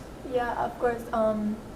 Our teachers, they tell us what we're doing, and then we get to plan how we decorate and what we sell and stuff like that. Yeah. And that definitely makes everyone feel more involved. And if I'm working the night, I want all of my friends from every other school to come out and see me, and I want my family to come and buy as well. Yeah. So it helps to build the momentum. And helps to build sales as well, right? Yes. If everybody is involved and everybody bring their granny, grandpa, auntie, dog, cousin, everybody, that way you get the sales that you want, right? One thing I recognize about the SCA Valentine's Day Fair is there's a sense of pride involved with this fair. And I think now I understand that that pride may come from the ownership between each and every person that plays a part in the planning of this fair, from staff members to student faculty as well. I want us to dive a bit deeper into some of the things that we can expect. We know that there will be pastries, and that's perfect because, you know, on Valentine's Day, we want our chocolates and cupcakes and all of that. But let's talk about some of the other things that are key highlights of this fair. Like I said, it's a family event. So for the kids, they have ATV rides, they have face paint, bouncy houses, trampolines, and for the teenagers, there's our dance. The infamous dance. Oh, there's a dance? Yes, Paul. You think only the older ones get down? Oh, really? So there's a dance. There's a dance. And this dance happens during the evening time? Yeah, it's from 9 to 12, midnight. Excuse me, okay, all right. The dance is always packed. Is it? Yeah. It's held in the auditorium? Yes. Oh, wow. Oh, wow. Okay, high schoolers only, guys. So here's the thing. I'm here reminiscing of when I used to attend the SCA Valentine's Day Fair. That was you used to go to the dances as well? Not the dance, but that was many years ago. Yeah. And we can't do that anymore. But yes, for the other kids, you can attend now. But so we know that there will be dance, there will be pastries, some games for the kids, bouncy house and stuff like that. What else can we expect? For the adults, our food court, you know, like Lena said, there's pastries, there's our famous turkey dinner, we have corn, we have pibil, we have ceviche, we have a variety of items to sell.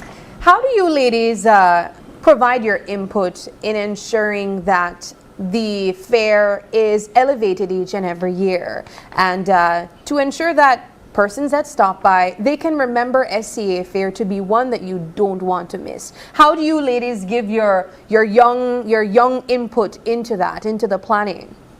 So as we said, that we all put our own input into our stalls. So like we decorate our own stalls. So we have a sense of pride because, you know, like we did this, we're proud of ourselves, and we just make it known that like we can give people like what they want. So like if they were to come to the SCA Fair, we would like make it look attractive and things so that they would come next year and look forward to it like everyone else does. And when it comes to the planning, like we said, we break off individual assignments to each student, and everyone is responsible for everything. So whatever I'm assigned to, I'm gonna make sure that I'm putting my best into that, because whatever small piece it is, we're all contributing to making sure that this is a lovely event. And even on the night, as an SCA student, when I'm there, when I see kids from other schools, I want to be smiling. I want to make sure that you feel invited and you feel welcomed on our campus, and I think that's something as well. That's an excellent point. Now, I know Ms. Arana went through the process of explaining or giving us the details of some of the activities, some of the stalls that will be there. Is there any other features that she may have glossed over that's coming to your mind that you're saying, hey, we need to also highlight this? We also have a picture-taking booth. There you go. Oh, nice. So you can make memories. There's a 360. Okay. So you can make memories. You can post about it to welcome more people. And yeah, it's a really fun place to make memories and have fun. So Ms. Jenkins mentioned that each student, they have their own responsibility. I'm going to ask each and every one of you, what are you guys doing for the fair? Let's start with you. So tomorrow we're going to actually help set up the tents that we have. We're going to get our decorations up. I'm bringing in some lights so we can set up and make it look attractive. And the day of, we have our own shifts to work. Every student has a shift to be at, and it's just everyone helps out in that way. And you, Ms. Arana, what are you doing? For me, like Tiam said, tomorrow we have our setting up, and then Saturday night we have our shift. My shift is from 6 to 8, and I'm pretty sure I'm helping out with the drinks, because my stall, me and him are in the same class, but our stall sells frozen coffee, we sell pizza, we sell ice cream, so if the kids are, you know. So you guys are making the frozen coffees yourself? Yes, along Where'd with you get the recipe from? Our teacher has a secret recipe. We can't get that away. Recipe, you got that? Okay. All right, we're stopping at our Belize local Starbucks. And the prices, are we ensuring that they're affordable? We're talking about high schoolers here, right? We don't got a lot of money like that, right? So the prices are going to be affordable. They are, all of them. All the stalls, they have affordable items, and they also, it's very good. Yeah, I could imagine. Your biased opinion. Yeah, might stop by for some pizza and cold coffee. Sapphire, what are you doing on Valentine's Day night? Okay, so our class is in charge of cakes and pastries. Okay. It's the best stall at the fair. Okay. But we'll also be doing a raffle. So I'm in charge of putting the raffle prize together and wrapping the bouquet.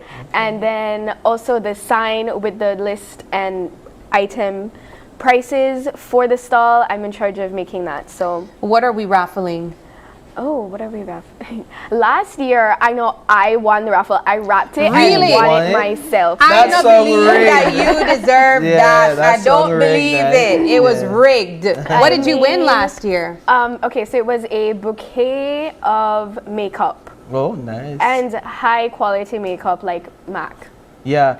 Oh, I don't know if anyone mentioned, but I wanted to mention the mechanical bull. There is always a long line, and I was so excited to get on it because it takes you. I've so seen there's a it. mechanical bull there. You know, Sabrina, I gather that there's so much to do at this fair that you have to come around a couple of times and ask, what else? Yes. What else? Yes. What else? Until you get everything out on the table. So there's also a mechanical bull. Yes. Actually, the raffle this year is the same price. It's a makeup bouquet and it's a whole cake. Okay. A whole cake. A whole cake. See, I don't remember the cake because I ate it down in like 2 minutes. Okay. All right. So Sapphire, we know what you're doing. What are you doing? So tomorrow, which is when we all take time to decorate our stalls, I have to decorate the actual layout of the cakes. So like the table, I have to decorate the banner and stuff like that. And then Saturday, each one of our class, we have to bring in a cake and a pastry so we can all have a variety to sell. Are you baking your own cake and pastry? You don't. I'm baking my pastry, not my cake. Okay. And you? What are you doing? Well, I'll be doing the same. I'll be bringing in my own pastry and my cake. I'm bringing cupcakes for the stall. Yeah. I'll be working on setting up the stall, and the night I'll be working my own shift. After that, I'll probably just enjoy the fair with my friends. I sense that there is a slight level of friendly competition among classes and booths. Is that the case? Is that the case? Is there like, I'm not saying like people are going after each other like, I want to tear down your decoration. That table look too good. I think Make it's like, I had to make the most money. This at a boot where I make the most money. Right. Is that the type of competition we're hearing? The Valentine's Fair is a fundraiser event, and there is a prize for the class that raises the most money. So that explains it. Yes, so every class is trying to do the most and be the best stall. But in the end, all the fundraisers go to the upliftment of our school and making the community better for other SCA girls to come further among the years, and it's just to make SCA feel more like home and leave a mark on our, because we graduate soon, so to leave a mark on where we left off. So at the end of the fair, all the funds that are made are invested right back into the school, correct? Is that your understanding? They also have, SCA also has a lot of feeding programs for the community, and as we work in the fair, it feels like we're helping out in that way, and it's like, it really gets you in touch with the community, especially with interacting with all of the people. How much of a challenge is it when you're out there to make sales? Because I would imagine it requires interacting with people. It has a people personality. It also teaches you customer service, because you can't just say, oh, you want to buy? Or, well, would they sell this and, oh, you know, you got a bad attitude, whatever, right? So it teaches you a lot, but is it a challenge to for some of you to get out of your comfort zone and really step out there in public? Well, the first time I worked, that was my first time working for the fair. It was definitely kind of scary, you know, because there's so much people you have to sell to. A lot of different people. Yeah. But I definitely got the hang of it once I started. I think a big part of it is just being friendly, you know, big smiles, very respectful to all the people who come out. You know, it's a lot of adults too, so you should be very respectful. All of our students are very respectful to who they're selling to, so I think that's a big part of it. I think whoever comes to the fair, they're excited and they're looking for what to do next, so it's not that hard. It's not like you have to call people in to come by. And then also, I think it's easier for us when we're working because we're with our friends, and so we're having fun, and it's a team effort. The attraction of our booths also contribute to the way people view it. So like if we have pretty lights and stuff, they're gonna automatically want to come and buy, and I'm sure everyone comes with a sweet tooth and a hungry belly, so they're gonna come and buy our famous turkey dinner. In terms of the entertainment aspect of it, I know we have the SCA dance. Is there a specific entertainer that you have lined up, or is it a DJ? For that dance? Is an in-house SCA DJ that's lined up for that? Will there be other entertainments, music as well at the venue? So there will be music everywhere. We're going to have speakers outside, and we're just going to play music to make people enjoy their time. And we have a great DJ coming and hosting our SCA dance. You don't want to say who it is? OMG. All right. We'll just keep it a surprise. Keep it down low, you know? Okay. They have to attend but for entertainment, like Sapphire said, we have the mechanical bull, but we also have other games. We have dunk tank, we have beanbag toss, we have plinko, we have a large variety. There's also something for like the artistic people. There's Funland, and you can go, you can get your face painted for the kids, or you can do a couples deal, right? It's like a sip and paint. The couples, you have that? For the couples, yeah. Okay, so how will that work? You can bring your partner and you could sign up, and it's when you have enough people to participate that you start the class, or you could jump right in as soon as you sign up?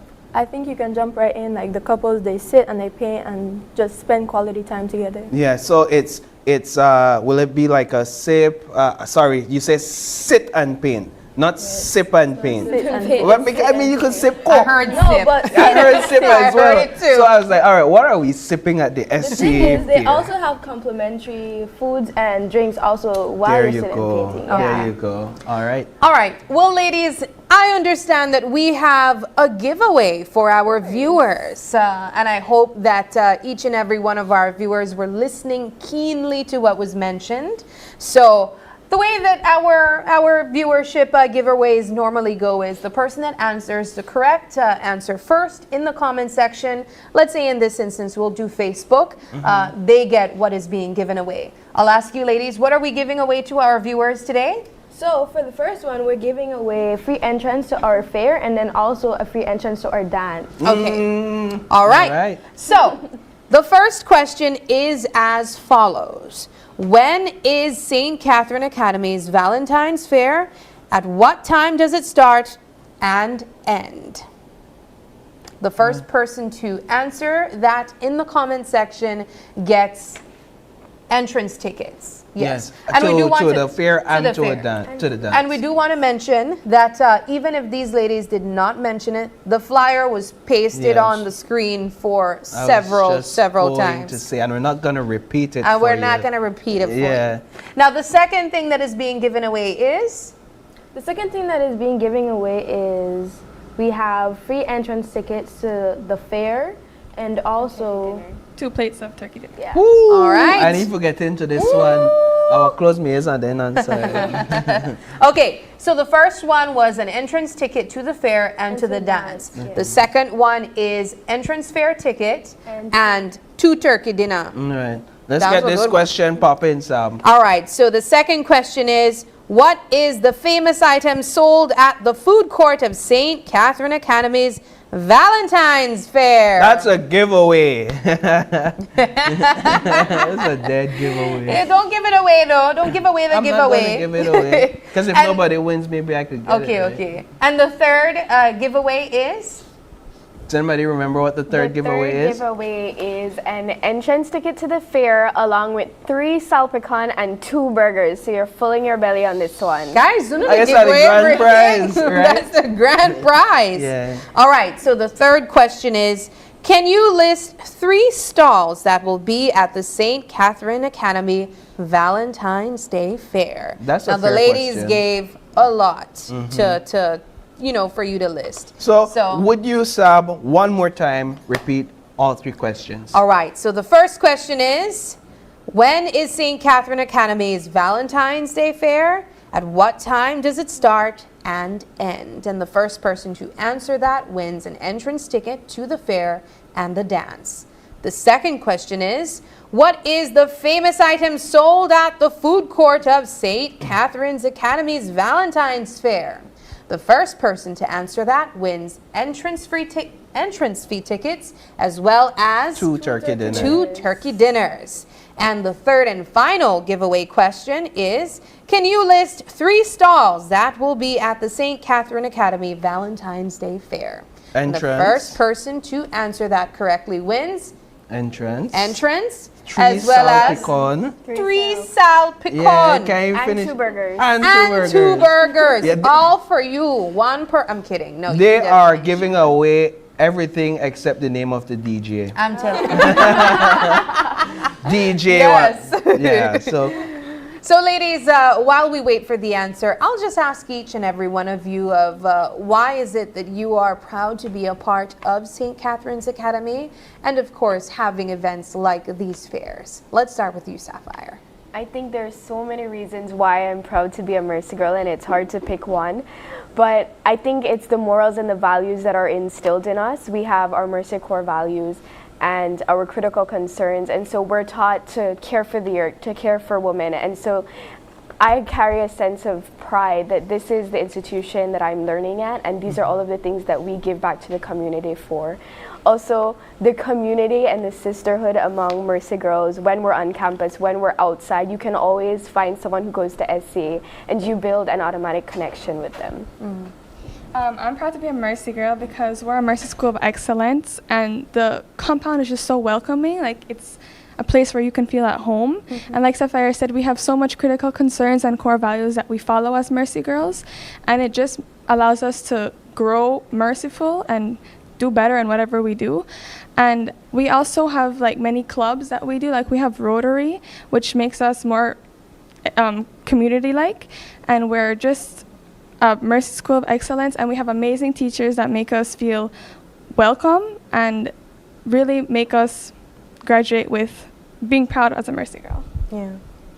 Well, I'm definitely proud to be a Mercy girl. SCA has taught me so many things. I've met so many people. Definitely the teachers have helped shape me into the person I'm becoming. Yeah. I think one of the best parts of my school is what I'm learning. I definitely feel like, they're preparing me for what for the future, as well as, teaching me all the values, mercy, kindness. I love my school a lot, Yeah, I get that. It's great. For me, the teachers are so welcoming, they're so nice, they're kind. So it's just like you really feel welcomed. And also our school community, like everyone said, we have such a friendly community. It makes you feel invited and it makes you feel like you can be who you want. So I'm very proud to be a Mercy girl also. And I agree with the community and also the Mercy girl values. It really, SCA gives you a lot of opportunities to connect with the community. For example, at Valentine's Fair, you're always connecting with the kids and you're talking to new people. And it's just a great school overall with the academics, with the outside of school clubs. Yeah. Wonderful. Well, ladies, I can definitely sense the pride, and I want to say all the best to you guys at the fair. You all sound like you have a bright future ahead of you. Before we go, I know we asked it as a question, but we still have to remind our viewers the date, the time, and the cost for entrance. So who's going to take that one? Well, before we do that, we do have that question that was not answered as yet. Yeah, so we do want to still leave that. You want to leave it for the person to answer, we can talk and when about we come it back, when we come back. we can give them the full rundown. So we have All right, the we'll do second and third winner already, but we still have the first winner the first person to answer, and that again is the date, time, and when it ends as well. So please answer in the comments because you get to win an entrance-free ticket to the fair and the dance. But we will be revealing who those winners are when we come back after the break and when we wrap things up. Stay with us.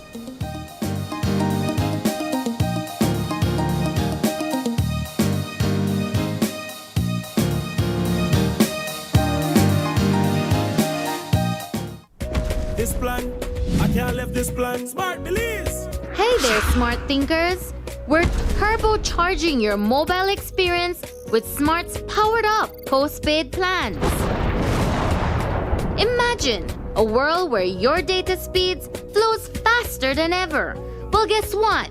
We've cranked up the dial and unleashed the postpaid power of Smart's lightning-fast LTE data on all our postpaid plans. That's right, no speed bumps, more data. It's like having a limitless highway of data speed at your fingertips. Whether you're a lone ranger with an individual plan or a squad rolling with a group plan, everyone gets to surf, stream, and share at enhanced full high-quality speed. Switch to Smart's powered-up postpaid plans today and ride the wave of postpaid power. Visit any Smart showroom or smart-bz.com for details and make your mobile experience smarter and faster. Smart, bringing people together. I know I can't leave this plan. I can't leave this plan.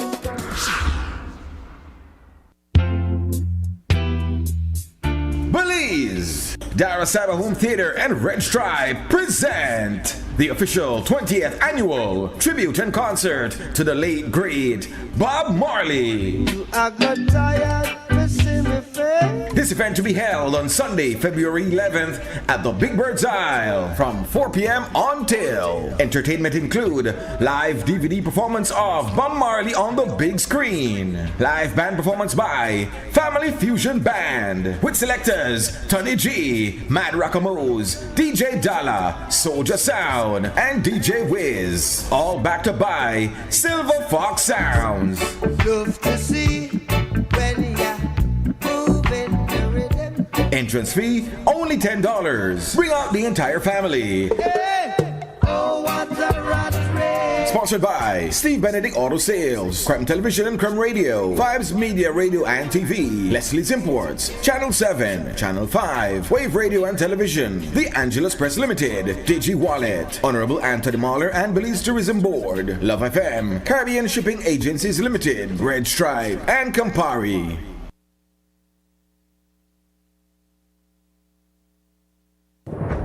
Earl Trapp is the only UDP who won a seat in the last municipal elections.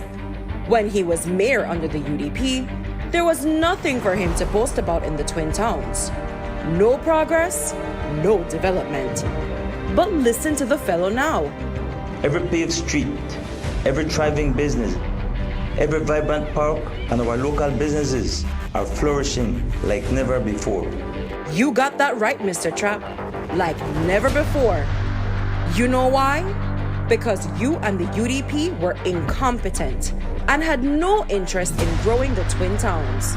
The difference is clear now with a PUP government and PUP councillors in the Twin Towns. As we keep this incredible momentum going, let's maintain our spirit of unity and progress for our towns, for our future.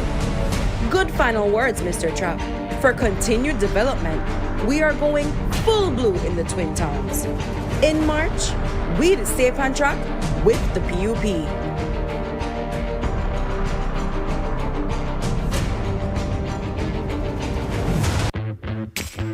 My Social Security. Your direct online access to all your Social Security information.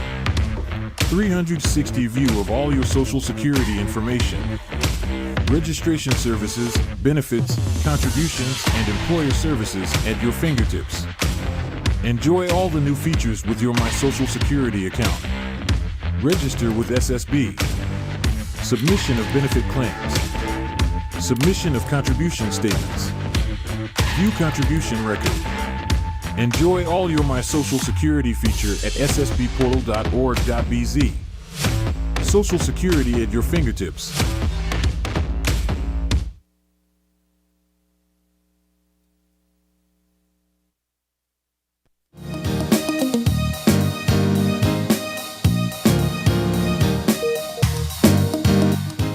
Welcome back and thank you for sticking with us this Thursday morning. We had 3 great conversations and we want to say thank you to our guests for joining us this morning, but a special thank you to our viewers. We left on a note in the last segment of the SCA Valentine's Day Fair and we have some winners to announce. We weren't able to get a response for the first question, which was when is SCA's Valentine's Day Fair? At what time does it start and end? And that answer is the date is February 10th on Saturday, and it starts at 4 p.m. and ends at 12 a.m. midnight. So that was the answer there. But we did get 2 winners, and we got a winner for the second answer, which was what's the famous item sold at the food court? And that is turkey dinner. Yep. And that winner goes to Serena Hushner. And the third question was, can you list 3 stalls that will be at the St. Catherine's Academy Valentine's Day Fair? Now, they mentioned quite a few, but we got an answer correct, and that was for Sonia Singh. So you won quite a few things. I think you won like 2 I'll tell you something. And entrance fee. I love Miss Sonia. Miss Yes. Sonia is one of our avid viewers. I don't know who Miss Sonia is. I've never met her in but we person. know But one thing her. I could tell We you, know her name. as Open Your Eyes start, Miss Sonia today, and by the 3rd segment, closing, Miss Sonia is still there. Thank you so much for being an avid viewer. And she'll also be at the fair because, ladies, the ones that won, you have to receive your items at the Valentine's Day Fair and present your IDs. And that's how you will be able to get your prizes. But thank you so much for commenting. And it is February the 8th, and we have a birthday shout out, Paul. We want to say a very special happy birthday to Jamia Lodge. Happy birthday to you. She looks like she's a little cheerleader there. Happy birthday to you, Jamia, from your friends and family, and we hope that you have a fantastic Thursday. If you are celebrating a birthday today, anyone else, happy birthday to you as well. If you'd like to give a birthday shout out, if you have comments, questions, or concerns, you can send us an email at oye@channel5police.com. You can also catch us on Facebook at Open Your Eyes BC, as well as Instagram at OYE Belize. Thanks so much for joining us. And please join us again tomorrow on Fun Friday as you open your eyes and start your morning right. Until then, keep your eyes, your mind, and your hearts open. Have a wonderful Thursday.